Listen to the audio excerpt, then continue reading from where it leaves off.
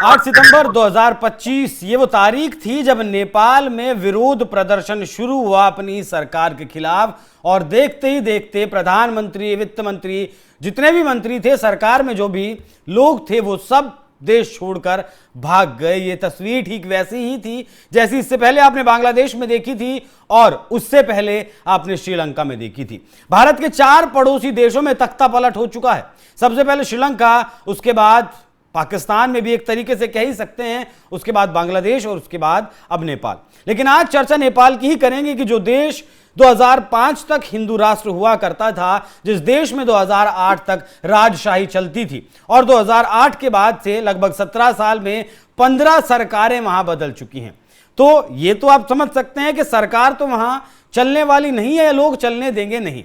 लेकिन आज हम चर्चा करेंगे जो देश 2005 तक हिंदू राष्ट्र था, दुनिया में शायद इकलौता देश जिसे हिंदू राष्ट्र का दर्जा प्राप्त था, क्या वो एक बार फिर से हिंदू राष्ट्र बनेगा? क्या जो केपी ओली चीन के कम्युनिज्म पर चलते थे और जिस तरीके से उन्हें उखाड़ा गया है कम्युनिज्म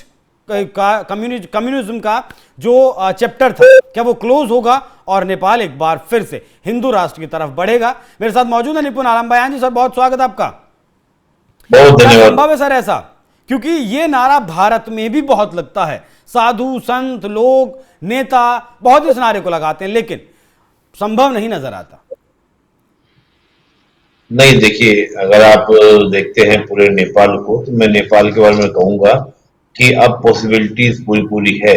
और देखिए 2005 तक जब आप देखते हैं कि नेपाल के अंदर क्या था कि नेपाल के अंदर एक हिंदू राष्ट्र रहा, और 2005 के बाद जब वहां पर आपका पंथ निरपेक्ष और रिपब्लिक स्टार्ट हुआ, तब नेपाल क्या हुआ, हिंदू राष्ट्र समाप्त हुआ। लेकिन देखिए जो नेपाल के अंदर जो कल्चर है, देखिए किसी भी देश का जो संविधान है या देश की जो व्यवस्था है, वो एक ही चीज पर आपका निर्भर करती है, वो निर्भर करती है उस देश के कल्चर, सोसाइटी, उसकी सोसाइटी का नेचर कैसा है, यानी कि कल्चर कैसी है, उस पर सब कुछ क्या करता है, निर्भर करता है। नेपाल के अंदर जो आप देखते हैं कि नेपाल के अंदर जो भी चेंजेस हुए, ये नेपाल का कल्चर नहीं था कि वहां पर क्या उस प्रकार के चेंजेस, यानी कि वो कम्युनिस्ट क्रांति को क्या करें, स्वीकार करें। कम्युनिस्ट क्रांति के ऊपर थोपी गई एक तरह से क्रांति थी, ये एक तरह से लाई गई ऊपर से क्रांति थी। और परिणाम क्या था? परिणाम आप देखिए कि नेपाल के अंदर जितनी पॉलिटिकल पार्टीज हैं, आप 2-3 पॉलिटिकल पार्टी को छोड़ दीजिए, एक तो नेपाली कांग्रेस और नेपाली हिंदू महासभा, बाकी सारी की सारी जितनी पॉलिटिकल पार्टी हैं, वो सारी पॉलिटिकल पार्टी में आपको क्या दिखाई देगा, सोशलिस्ट, सारी की सारी पॉलिटिकल पार्टी मोस्टली आपको क्या दिखाई देगा कि सोशलिज्म, कम्युनिज्म, ये सब आपको देखने को मिलेगा। होता क्या है कि जो अभी आपने कहा बिल्कुल सही बात है कि 2005 में संविधान, मतलब आपका राजशाही खत्म होने के बाद से, यानी कि 2005 में जो समाप्त हुई, उसके बाद से लेके संविधान बनना शुरू हुआ, और संविधान निर्माण की जो प्रक्रिया 2008 से लेकर शुरू हुई और 2015 तक चली। संविधान बनने के बाद भी आप देखें, आज तक भी वहां पर क्या था, एक स्टैब्लिश गवर्नमेंट नहीं आ पाई, यानी कि एक स्थायी सरकार नहीं आ पाई। उसका परिणाम क्या था कि जनता में एक पैनिक, जो उम्मीद जगाई गई थी कि राजतंत्र के स्थान पर जो डेमोक्रेसी है वो बहुत बेहतरीन तरीके से कार्य करेगी, लेकिन ऐसा हुआ नहीं। डेमोक्रेसी का मतलब क्या हुआ कि वहां पे कम्युनिस्टों की सरकार आई, और कम्युनिस्टों ने क्या किया, अपनी सारी पॉलिटिकल पार्टीज जो कम्युनिस्ट की थी, वो आपस में गठजोड़ करती थी। कोई 1 साल के लिए तुम अगली 3 बार बन जाओ, तुम 1 महीने के लिए, तुम 6 महीने के लिए।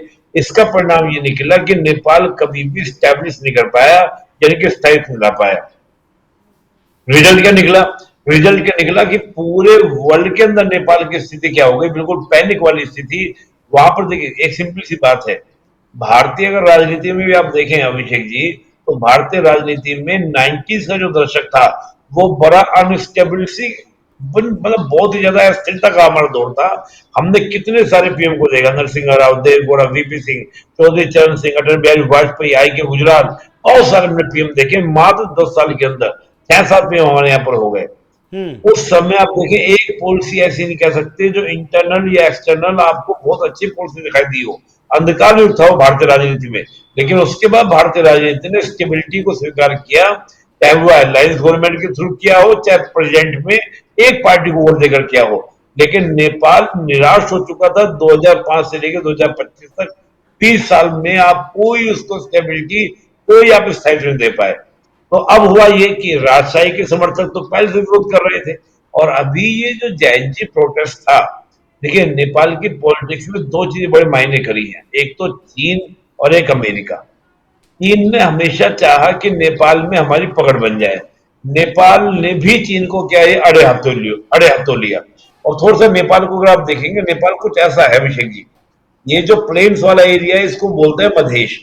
तो मधेश में रहने वाले मधेशी, मधेश का जो लिंक है वो इंडिया के साथ में, भारत के साथ में है लैंड रूट से। जो आप हिल्स माउंटेन वाला एरिया देखते हैं नेपाल का, उसके कनेक्टिविटी है किससे? चीन से। ज्योग्राफी इजाजत नहीं देती नेपाल की। नेपाल तीन ओर से भारत से घिरा है, लैंडलॉक्ड स्टेट नेपाल है और एक तरफ चीन है, तीन तरफ हम हैं। तो नेपाल का जो डिपेंडेंसी है भारत पर बनती है, और नेपाल ये चाहता है कि मेरी डिपेंडेंसी भारत पर खत्म हो, और वो चीन के नजदीक जाना शुरू किया। चीन की कोशिश ये है कि हमेशा भारत के जितने भी नेबरहुड हैं उनको अगर मैं अपने कंट्रोल में कर लूं। देखिए, चाणक्य ने एक सिद्धांत कहा था कि अगर किसी भी देश के विकास को आपको रोकना है तो उसकी पेरिफेरी, यानी कि उसकी परिधि को आप क्या कर दीजिए? आसान कर दीजिए। तो चीन ने हमेशा कोशिश ये की कि वो क्या करे? भारत की पेरिफेरी को घेरे। इधर क्या है कि आज अमेरिका ये कोशिश कर रहा है। अमेरिका की कोशिश ये है कि वो चीन के जितने भी बॉर्डर वाले इलाके, जहां जहां उसको मौका लगे वहां वो डिस्टर्ब करे। अभी जो जैनजी प्रोटेस्ट हुआ, ये कौन से प्रोटेस्टर थे? ये वो प्रोटेस्टर्स थे जिनका मेटा बंद हुआ। मेटा यानी कि फेसबुक, यूट्यूब और आपका क्या, जो इंस्टाग्राम, ये जो बंद हुआ, ये बंद किसके? अब अमेरिका। अमेरिका ने भारत में तो रूल रेवल्यूशन तो अपना लिए इन सबके, लेकिन नेपाल में रूल रेवल्यूशन अपनाने को तैयार नहीं। तो हुआ ये परिणाम कि जैसे ही ये बंद हुए तो अमेरिका को लगा कि इसके माध्यम से तो मैं नेपाल को कंट्रोल रखता था। और होता क्या है, जो पहले दिन का प्रोटेस्ट था वो तो एक कहते ना एकदम से जनता की आवाज थी, जनता के हुआ।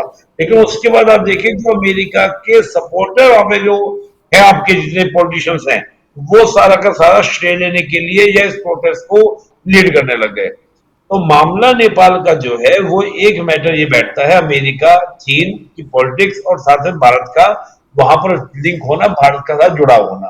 अब रही यहाँ पर राष्ट्रतंत्र की, देखिए आज नेपाल की जनता ये कहती है कि कम से कम राष्ट्रतंत्र में क्या था, एक स्टेबिलिटी थी। हमारे यहाँ पर अस्थायी तो नहीं था, कम से कम सरकार का कष्ट नहीं था। तो राष्ट्रतंत्र की अगर बहाली हो जाए, और राष्ट्रतंत्र की बहाली का मतलब है कि दोबारा से हिंदू राष्ट्र बनना। हालांकि अभी जो वहां प्रेसिडेंट है उनका कहना यह था कि हम राष्ट्रतंत्र नहीं आने देंगे और ना ही किसी और पावर्स को वहां पे उभरने देंगे। इसलिए उन्होंने सुशीला कार्की जैसी महिला को प्रेसिडेंट ने शपथ दिलाई, सभी दलों से बात करके। तो मैं नहीं मानता कि नेपाल में अभी स्थिरता आएगी या शांति आएगी, क्योंकि जिनको आपने हटाया है वो लंबे समय से 96 से संघर्ष करके पावर में आए थे, उनको आपने हटाया तो क्या वो शांति से बैठ जाएंगे? मैं मानने वाला नहीं हूं। उनके भी सपोर्टर्स हैं, उनके भी अलग अलग जो वर्ग हैं, ग्रुप्स हैं, वो भी सड़कों पर आएंगे, आज नहीं तो कल। हिंदुइज्म के अलावा कुछ और जो है, इस्लाम की अगर बात करें तो बहुत ज़्यादा बढ़ रहा है नेपाल में इस्लाम। हिंदू राष्ट्र का विरोध कौन कर सकता है? बेसिकली मैं ये पूछना चाहता हूं आपसे। नहीं, हिंदू राष्ट्र का विरोध कम्युनिस्ट ही करेंगे वहां पर। इस्लाम तो कोई बड़ा प्रभाव ही नहीं है। इस्लाम तो बीच बीच में वहां पे बढ़ा है, फिर कम भी हुआ है। वहां नेपाल में स्थिति ये है कि एक बार पहले भी 90s में हम देखें तो इस्लाम की जो ग्रोथ थी बहुत तेजी से बढ़ी थी, फिर बाद में कम कर दी गई थी। कम्युनिस्ट जो है वो चाहते हैं कि इस्लाम के लोग वहां पर आए, ताकि कम्युनिस्ट और इस्लाम का एक इक्वेशन बना के हम क्या करें, नेपाल को चीन के इन्फ्लुएंस में रखें।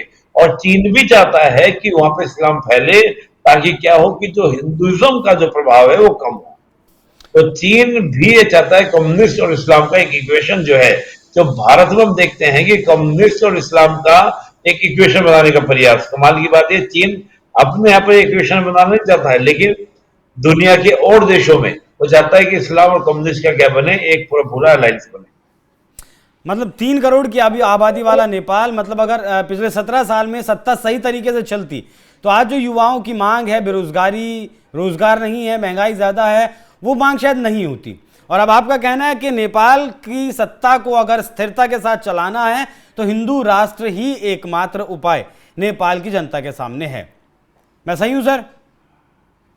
देखिए, मैं अभी हिंदू राष्ट्र की तो बहुत बड़ी बात नहीं कह पाऊंगा, लेकिन मैं ये कह रहा हूं कि वहां पर राजतंत्र को एक विकल्प के रूप में, एक अच्छे विकल्प के रूप में देखा जा रहा है, क्योंकि वह दो मॉड्यूल हैं।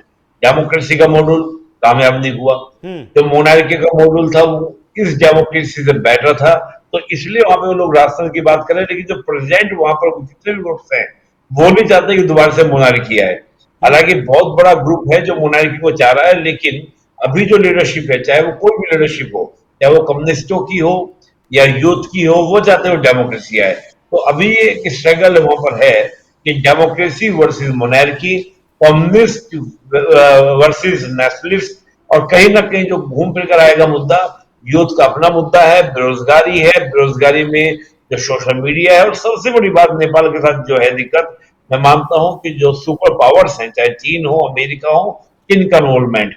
नेपाल अगर भूटान वाली पॉलिसी को बना के चलता कि भारत के साथ अपना को अलाइन रखता, तो नेपाल में कभी इस तरह का इशू आने वाला नहीं था।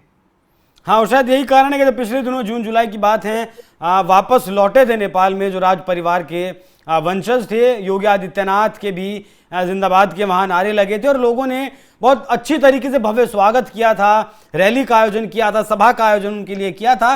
तो एक बहुत बड़ा वर्ग नेपाल में आज भी है जो चाहता है कि एक बार फिर से राजशाही स्थापित हो, लेकिन इस्लाम और कम्युनिज्म से प्रेरित जो लोग हैं वो नहीं चाहते कि मोनार्की हो। फिलहाल जो है एक नेपाल में सत्ता चलाने के लिए सुशीला कार्की को फिलहाल कार्यभार दिया गया है। आने वाले 6 महीने में देखते हैं कि वहां चुनाव करवाया जाता है, क्या कुछ होता है।